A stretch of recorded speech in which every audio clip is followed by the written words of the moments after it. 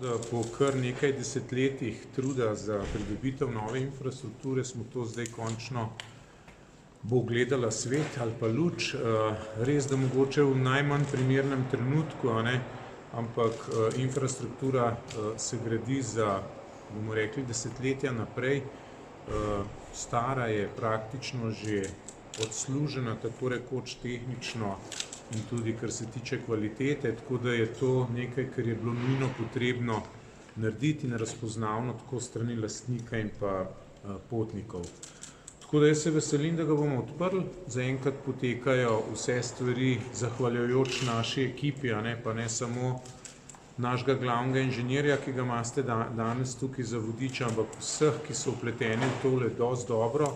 Tudi šolanje poteka vse po načrtih, tako da zdaj praktično, kar rabimo, je nemoteno odprtje terminala, pa seveda prihod letal nazaj in potnikov, ki pa jih seveda tudi pričakujemo. Zdaj upam, da po najavah, ki jih imamo, da se bo konec junija dejansko začelo počasi normalizirati.